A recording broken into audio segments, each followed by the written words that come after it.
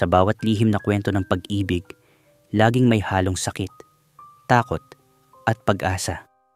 Minsan, ang puso natin ay nahuhulog sa isang sitwasyon na alam nating mali, pero hindi rin natin kayang pigilan. Kasi nga, ang damdamin, lalo na ang pagmamahal, hindi nasusukat sa tama o mali, kundi sa tibok ng puso. Welcome sa M2M Desires, kung saan binibigyang boses natin ang mga kwento ng pag-ibig, pagnanasa, at mga lihim na hindi madaling ikwento. Mga kwentong minsan ay masakit, minsan ay nagdudulot ng pag-asa, at laging totoo. Kaya kung bago ka pa lang dito sa channel, huwag kalimutang mag-subscribe, i-like ang video na ito, at i-share sa mga kaibigan na makaka-relate. At kung may sarili ka ring kwento na gustong ibahagi, i-comment mo sa ibaba o i-send sa amin. Baka sa susunod, kwento mo na ang maririnig dito sa M2M Desires. At bago natin simulan ang kwento ngayong gabi, isang mainit na shoutout muna kay Dominador Patawaran mula sa Bulacan. Maraming salamat sa iyong suporta. Dahil sa inyo, tuloy-tuloy nating nabibigyang buhay ang mga kwento ng pag-ibig at pagnanasa. Ngayon, tara, simulan na natin ang kwento. Kuya Will, hindi ako sanay magsulat ng mga ganito pero kailangan kong ikwento sa inyo ang nangyari sa buhay ko. 3 taon na ang nakakalipas simula nang nagbago ang lahat. At ngayon lang ako nakakapag-isip ng malinaw tungkol dito. Ako si Enzo, 31 na. Engineer ako dito sa Maynila. Single ako buong buhay ko kasi hindi ako sure sa sexuality ko. Hindi ko rin naramdaman na attracted ako sa mga babae, pero hindi ko rin masabi na bakla ako. Confused ako, kaya mas naging focus na lang sa work. Tapos nakilala ko si Ruel. Si Ruel ay 36, married architect sa kumpanya na nakakuha ng project namin. Una naming pagkikita, wala naman. Professional lang kami. Pero nung mga sumunod na araw, napapansin ko na lagi akong excited pag may meeting kami. Lagi kong hinihintay yung text niya. Lagi kong chine-check kung nandito na ba siya sa office. Enzo, tara kain. Libre ko. Sabi niya isang tanghali. Dapat professional lang, pero ang bilis kong nag-i-yes. Tapos habang kumakain kami, napansin ko na masarap siyang kausap. Hindi boring tulad ng ibang ka-work ko. May sense of humor siya at alam mo yung feeling na comfortable ka agad sa tao kahit kakakilala mo pa lang. Pero may wedding ring siya. Pag nakikita ko yun, naalala ko na hindi ko dapat nararamdaman yung nararamdaman ko. Mga 2 buwan na kaming nagtatrabaho ni Ruel nung napansin ko na may kakaiba na sa akin. Hindi na professional yung tingin ko sa kanya. Pag nakikita ko siyang nakangiti, kinikilig ako. Pag hindi siya pumasok, boring yung araw ko. Minsan, nag-overtime kami. Ako at siya lang sa conference room, nag-review ng blueprints. Ruel, pwede ba ako magtanong ng personal? Sige, ano yun? Masaya ka ba sa buhay mo? Napatingin siya sa akin. Ang weird ng tanong mo ah. Bakit mo naisip? Wala lang. Napansin ko, bihira kang magkwento tungkol sa pamilya mo. Nagtago siya ng blueprint. Complicated eh. Matagal na kaming walang seryosong usapan ni Elena. Busy siya sa trabaho niya, ako rin. Parang roommates na lang kami. Sorry. Hindi ko dapat tinanong. Hindi, okay lang. Actually, nakakatuwa na may nagtanong sa akin ng ganyan.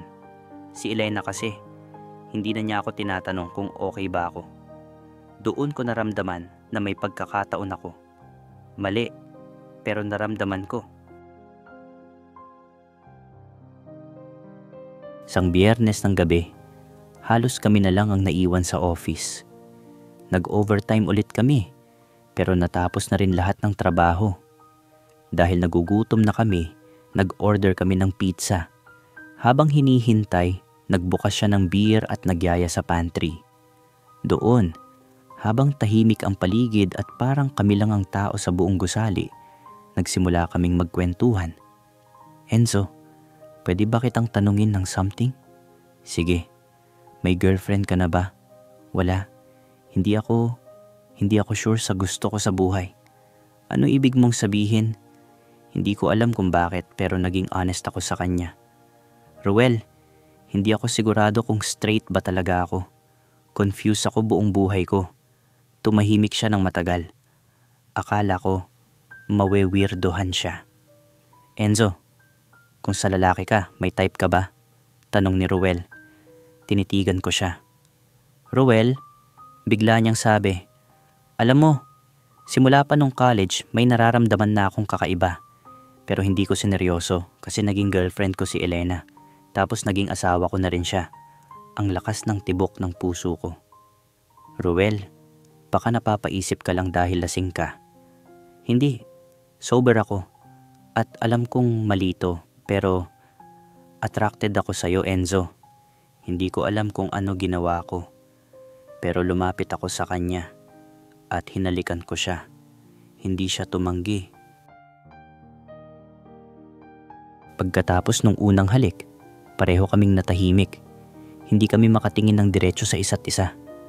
Kinabukasan, nag-usap kami na parang walang nangyari. Akala ko one time lang yun. Pero hindi. Naulit. Minsan sa office kapag overtime. Minsan pagkatapos ng business dinner. Minsan pag may site visit. Lagi kaming may moment na nagkakalapit. At hindi lang halik. May mga gabi na nauuwi sa hotel, sa kama, sa init ng katawan. Ruel, ano ba tayo? Tanong ko sa kanya isang gabi habang magkatabi kaming nakahiga sa kama sa hotel sa Laguna. Hindi ko alam, Enzo. Basta ang alam ko, masaya ako kapag kasama kita. Pero may asawa ka. Alam ko, pero kahit buong marriage namin ni Elena, hindi ko naramdaman yung ganito. Yung feeling na parang high school ulit ako na kinikilig. Ano ngayon? Kabit lang ba ako? Enzo, hindi mo kailangang maging kabit. Kung gusto mong tumigil, pwede. Hindi kita pipigilan. Pero hindi ko siya iniwan. Kasi mahal ko na siya. Kahit alam kong mali, hindi ko na kayang bitiwan. 5 buwan na kaming ganun ni Ruel nang magsimula akong mag-breakdown.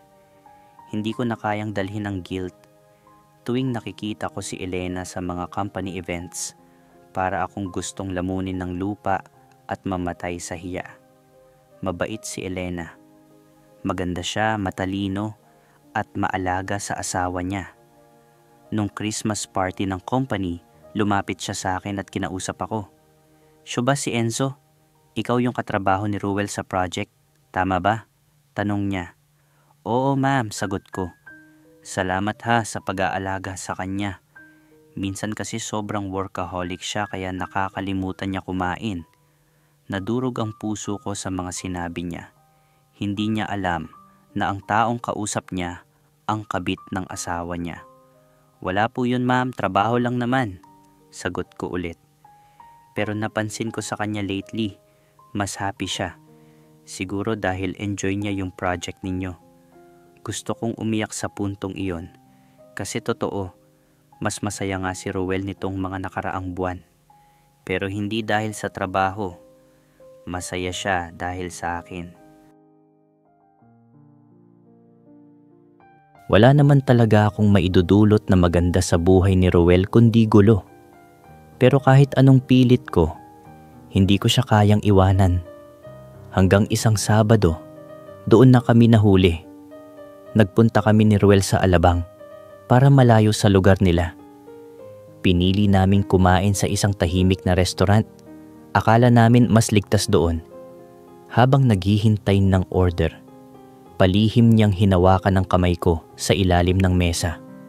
Ramdam ko ang init ng palad niya at para bang ayaw ko ng bitiwan. Sweet pero palihim kasi alam naming delikado. Pero hindi namin alam na may kakilala si Elena na nandun din. Nahuli kami. Kitang-kita raw kaming magkahawak kamay. Kinabukasan tumawag si Ruel. Umiiyak siya. Enzo, alam na ni Elena. Para akong binagsakan ng langit at lupa. Anong sinabi niya? Tanong ko. Nanginginig pa ang boses ko. Wala. Umiiyak lang siya buong gabi. Hanggang ngayon hindi niya ako kinakausap. Ruel, ano gagawin natin? Hindi ko alam. Sagot niya, humahagulhol. Pero Enzo, ayokong mawala ka sa buhay ko. Natahimik ako. Ramdam ko ang bigat ng konsensya pero mas matindi ang sakit na iniwan ng mga salita niya. Kaya natanong ko siya, halos pabulong. Pero Ruel, asawa mo si Elena. 6 na taon na kayong kasal. Ako? Ano ba ako sa'yo? Saglit na ligaya lang ba? Hindi ka saglit na ligaya, Enzo. Hindi ka libangan. Mahal kita. First time niyang sabihin sa akin yon. Pero sa ganitong sitwasyon pa nangyari. Humiling si Elena na mag-usap kami. Kinabahan ako ng sobra. Alam kong magagalit siya. Baka murahin ako. Baka sampalin pa ako. Nagkita kami sa Starbucks, di kalayuan sa office niya. Pagpasok ko, nakita ko siyang nakaupo sa sulok. Naka-shades at halatang katatapos lang sa iyak.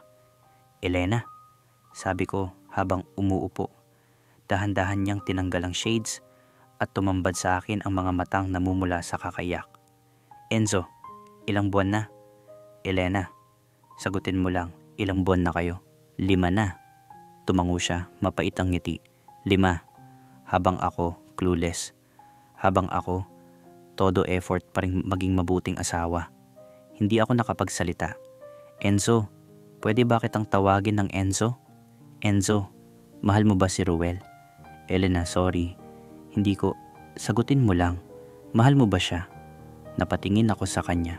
Oo, mahal ko siya. Pero hindi ko ginusto na mangyari to. Huminga siya ng malalim. Alam ko, kita ko naman sa inyo, hindi ninyo planado to. Pero, nangyari na. Muling tumulo ang luha niya.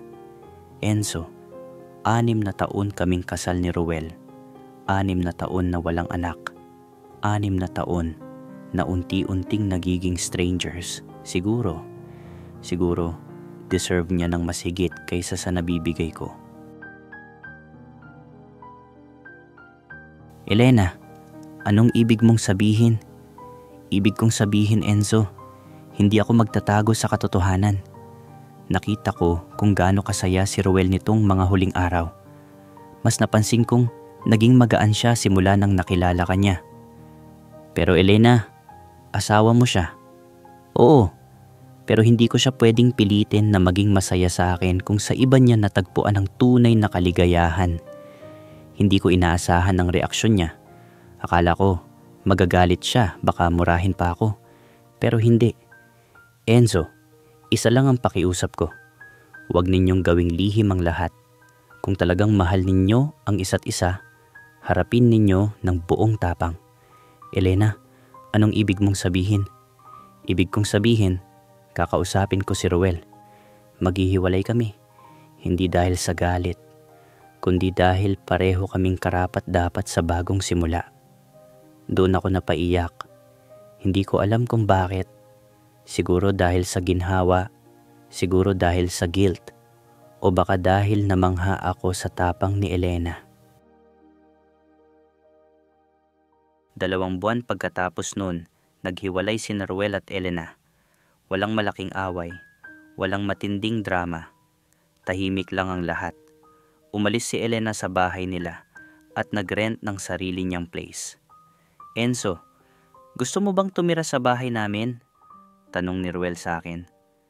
Ruel, hindi ba awkward yun? Diyan kayo tumira ni Elena ng 6 na taon. Hindi, kasi para sa atin, new beginning ito. Kaya lumipat ako sa bahay nila. Simple lang ang lahat. Walang malaking selebrasyon. Walang announcement sa social media. Isang simpleng move-in lang. Pero, hindi naging madali. May mga araw na kinakain ako ng guilt. May mga araw na iniisip ko kung okay ba si Elena. May mga araw na nagtatanong ako sa sarili ko kung tama ba ang ginagawa namin. Ruel, namimiss mo ba si Elena? Tanong ko sa kanya isang gabi. Miss? Oo naman. 6 na taon ko siyang nakasama. Pero yung pagkamiss ko sa kanya, katulad na lang ng pagkamiss mo sa kaibigan. Hindi na romantic. Hindi ka ba nagsisisi? Nasaktan ko siya at oo, pinagsisisihan ko yun. Pero ang hanapin ka at piliin ka, hindi ko pinagsisihan kahit kailan. Ngayon, 3 taon na ang lumipas. Nakatira pa rin kami ni Ruel sa parehong bahay. Simple lang ang buhay namin. Walang social media posts, walang public displays, tahimik lang. Si Elena, nakakausap pa rin namin minsan. Hindi kami naging sobrang close, pero nanatili ang respeto. May boyfriend na siya ngayon, si Roy, isang engineer din. Masaya ako para sa kanya kasi alam kong deserve niya ang isang taong magmamahal sa kanya ng buo. Pero, Kuya Will, hindi ko rin masasabing perfect ang lahat. May mga araw na dumadalaw pa rin ng guilt. May mga araw na naiisip ko, sana hindi na lang nangyari ang lahat. At may mga sandaling tinatanong ko ang sarili ko kung worth it ba talaga ang lahat ng sakit na pinagdaanan namin. Pero tuwing nakikita ko si Ruel na masaya, tuwing nakikita ko siyang komportable na sa sarili niya, at tuwing napapansin kong hindi na siya yung taong nagpe-pretend lang na masaya, doon ko nare-realize na kahit mahirap, tama ang pinili namin. Hindi ko itatanggi. Mali ang affair. Walang debate doon. Pero minsan, sa gitna ng mali, may nakikita kang tama. Sa kasalanan, may nabubuong redemption. At sa pagkakamali, minsan doon mo matatagpuan ang tunay na happiness. Salamat sa pakikinig, Kuya Will. Hindi ko alam kung may judgment kayo sa story ko, pero nagpapasalamat ako na pinakinggan ninyo ang side ko. At sana, para sa mga taong dumadaan sa ganitong sitwasyon, matuto kayo mula sa experience ko. Huwag kayong magiging careless tulad namin. Kung may kakaibang nararamdaman kayo, harapin ninyo ng maayos at matino. Huwag niyong hayaan na maging lihim muna bago niyo ipaglaban ang totoo. Lubos na gumagalang, Enzo. Salamat, Enzo, sa pagbabahagi mo sa amin ng kwento mo. Alam kong hindi madaling ikwento ang ganitong klaseng karanasan, lalo na't may mga taong maaaring humusga o hindi makaintindi. Una sa lahat, gusto kong sabihin, walang perpektong tao at walang perpektong desisyon pagdating sa pagmamahal.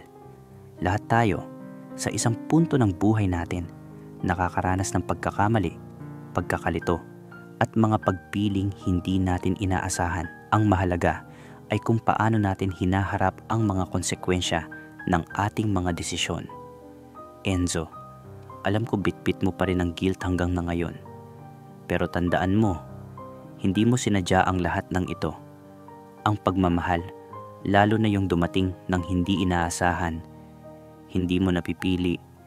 Ang kaya mo lang piliin ay kung paano mo ito haharapin, itatago ba, o haharapin ng matino.